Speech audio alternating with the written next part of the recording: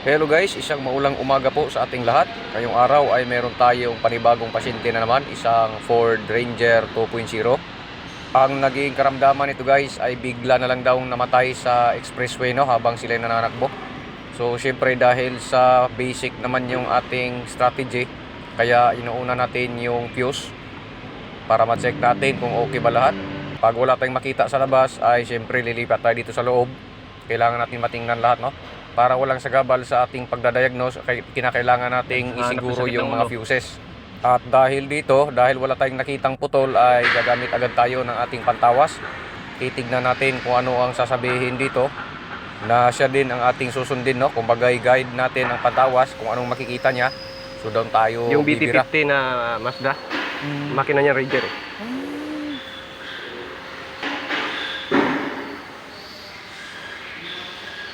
At dito ay may nakita agad yung ating pantawas, pero BCM lang yun guys, So hindi yan yung target natin. So hindi yan. Kumbaga hanapin natin yung nandito sa ating ECU. At dito lumabas nga ang resulta. Parang madami yata ang nabasa. So dito marami nga lumabas, pero ang tinatarget natin dito yung nag-a-alarm na camshaft sensor. Yun lang muna ang titignan natin kung bakit nag-a-alarm yung camshaft sensor. manifold, absolute, okay. Map sensor, mass airflow, camshaft, uy, sensor A, circuit I, okay, bangkuan. Sige, isa lang. At dito dahil Okay, duda nakita tayo ko. ay binuksan Ano natin kaya yung to? ating oil filler cap. So nakita natin na may nagkadurog-durog sa loob, So dahil sa ito ay timing belt, kaya duda tayo ay timing belt talaga ang naging sanhi ng pagkamatay ng makina, Dahil dito guys ay nakaamoy tayo na baka ito ay patap overhaul, pero ang gagawin natin guys ay hindi agad natin itatap overhaul, Gusto ko lang ipakita sa inyo kung anong magiging dahilan pag hindi binuksan ang bag cover. So ang gagawin natin dito guys ay palitan natin muna yung ating timing belt at buksan natin yung front cover. Pati front cover ay ating papalitan din. Dahil sa alam natin na mahal ang pyesa ng Ford, kaya sigurado ay Fordoy talagang may-ari nito, So dito nung nabuksan natin guys, bumungad sa atin yung mga ngipin na nagkadurog-durog. At dito makikita nyo yung makina na halatang hindi maintain ng change oil, At dito sa baba, ayan, wala nang ngipin guys, yung timing belt. So naubos na yung ngipin sa baba. Yun yung nakuha natin sa bandang itaas, kumalat. So dito pa lang malalaman natin na hindi siya alaga sa maintenance, Ganyan yung itsura, So yan, papalitan muna natin guys ng timing belt. At paririnig ko sa inyo kung anong magiging resulta. At yung ating oil pump, tsaka yung maliit na belt. So palitan yan. So hindi natin siya itatap overhaul guys. Papalitan lang natin ng timing belt.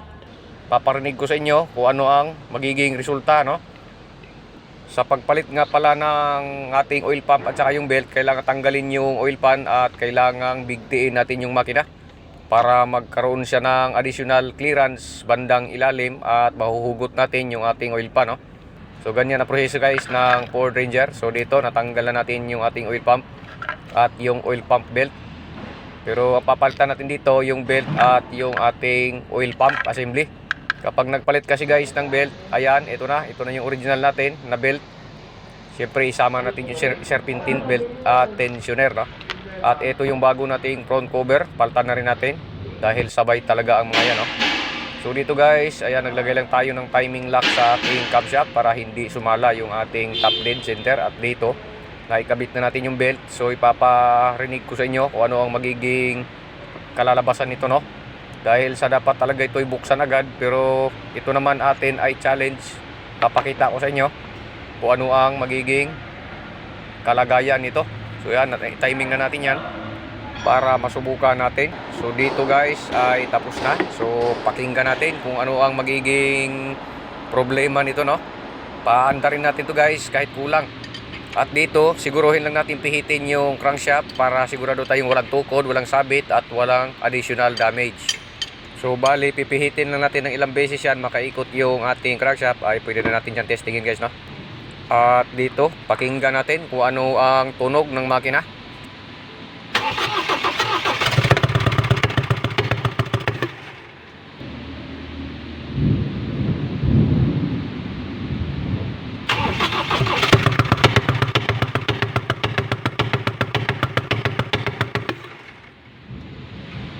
At yun guys, narinig nyo ang tunog. Ang Ford Ranger ay nagtunog kubota. So kaya ang gagawin natin ay bubuksan natin itong ating valve cover sa ating Ford 2.0. So babaklasin natin ulit yung ating timing cover at timing belt.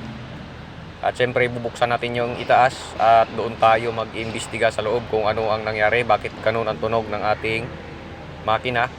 So syempre baklasin natin lahat ang nakaharang dyan sa itaas, lalo na yung ating fuel injector. Alisin natin lahat yan para mabuksan natin yung valve cover at camshaft assembly.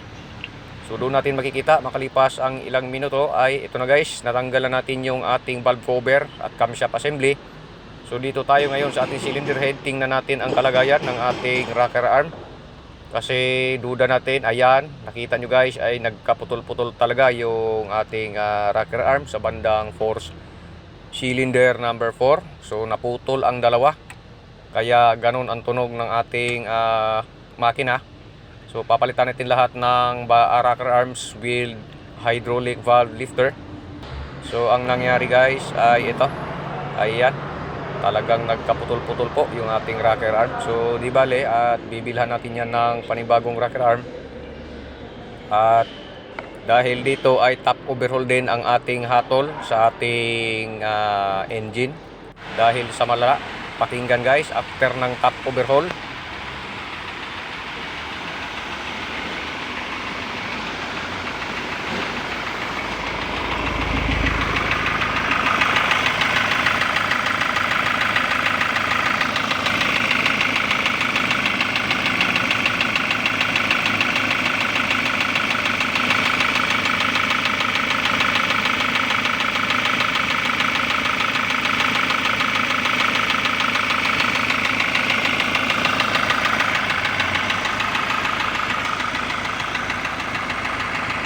at yun nga guys ang nangyari dahil sa nagnacking yung ating engine ay syempre nagdesisyon na tayo na ibaba na talaga yung ating buong makina. Dahil ipe-perform na natin yung ating general overhaul dahil sa tunog piston yung kumakalimbang sa loob ng ating makina ay hindi nila tayo nagdadalawang isip na i-offer sa customer na ibaba natin yung makina. So kailangan natin talagang i-general overhaul para makita natin kung ano yung kumakalimbang sa loob na parang nagpupukpok, no? So dito ay binilisan natin ang ating trabaho para sa ganon ay hindi magtagal, para magkaalaman kung ano yung nagpupukpok, no? So bilisan natin yung pagkalas na makina at madali lang naman tanggalin ang makina nito guys, basta kabisado mo ang mga sulok-sulok at panigurado ay hindi ka talaga mahihirapan. At dito nabunot na nga ni Carryworks yung the whole engine ng Ford Ranger 2.0 or Everest. So syempre ayan na, nagsidatingan ang tropa, nagtinginan sila sa ating binunot. At syempre hindi mawawala yung ating stretcher kung saan natin tinitira yung mga makina, no? So dito guys ay ito na, kailangan nating katayin talaga itong makina parang nang sa ganon ay malaman natin kung ano yung nagiging cause ba't sa nagnacking.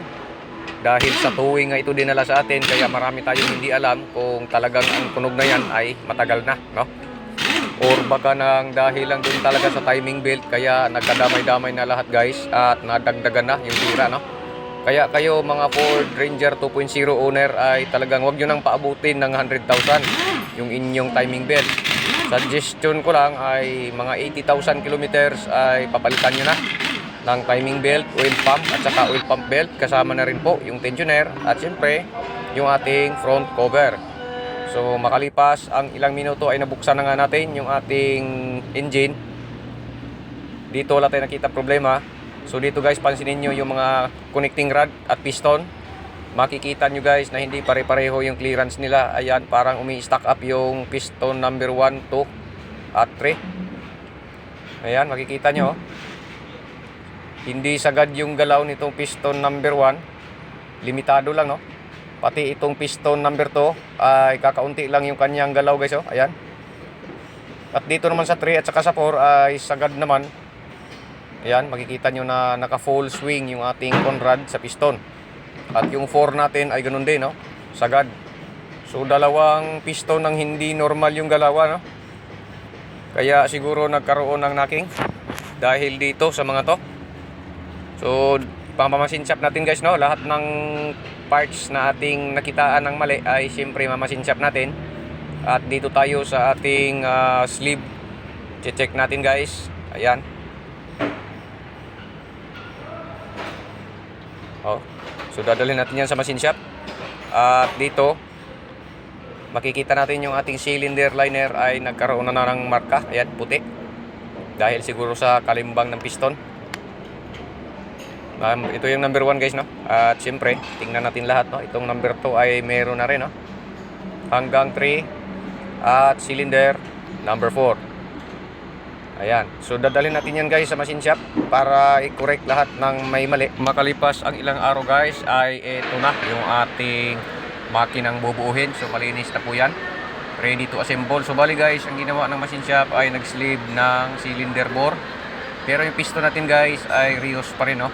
So magpapalit lang tayo ng piston ring at saka internal bearing, head gasket at kung ano-ano pang pyesa na dapat palitan kapag nag-general overhaul. So dito ay ready to assemble ang ating YM2Q Ford Ranger 2.0. So fast forward tayo guys, no? Dahil meron naman tayong video nito kung paano natin binuo yung ating engine. So meron tayong engine rebuild dito guys, no? Kung napanood nyo yon. So medyo natagalan na tayo mag-upload dito kung ano talagang nangyari at bakit siya na-overhaul, no?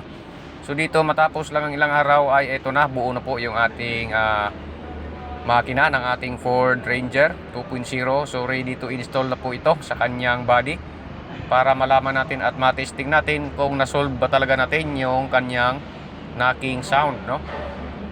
At ma-test drive na rin natin at para siyempre ma-release na rin natin yung ating unit para naman magkapera na naman si CarrierWorks, no?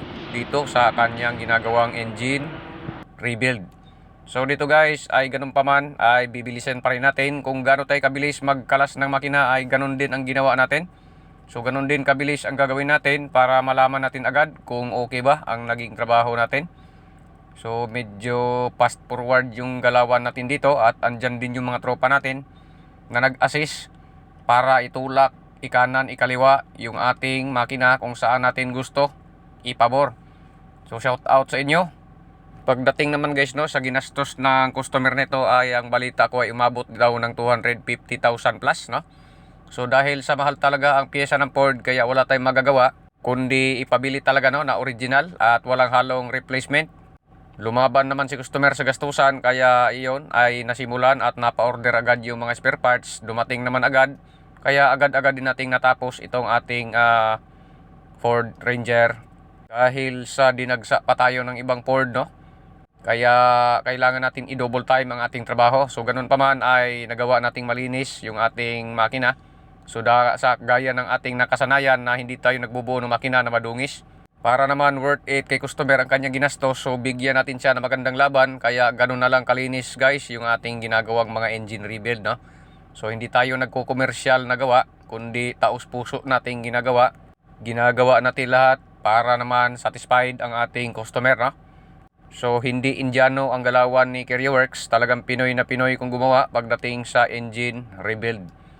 So dito ay kakaunti na lang guys ay matatapos na itong ating pagkabit ng ating makina. So simpat-simpat lang ang mga loko para siguradong walang sabit at swabe ang pasok doon sa kanyang chassis. So andyan pa rin yung isang tropa natin. So makalipas lang ang ilang minuto guys, ay ito na guys ulit. Buhay na. Yo.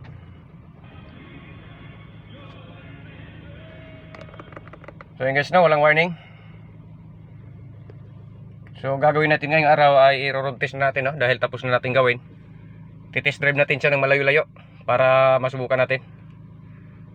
At ito guys, no, andito tayo sa Alaminos Lipa Bypass Road. So niro-road test na natin ating Ford Ranger. So dahil sa break-in ito at dahan-dahan lang takbo natin muna, no? Overtake lang tayo sa tricycle. Ayan. At dito, ayan. Ayan, takbo natin guys. So okay naman yung mga gauges natin, no? Normal naman temperature. At dito dahil sa okay na guys, no, yung ating ginagawang Ford Ranger. So bali back to home base na tayo at okay naman ito. So pwede nang i-release kay customer. So hanggang dito na lang guys, no, yung ating video. Sana po may natutunan kayo. kahit kaunti sa ating ginagawang mga content, no? So hanggang dito na lang po. Maraming salamat po muli sa inyong panonood. Muli po inyong lingkod, Kerry Works.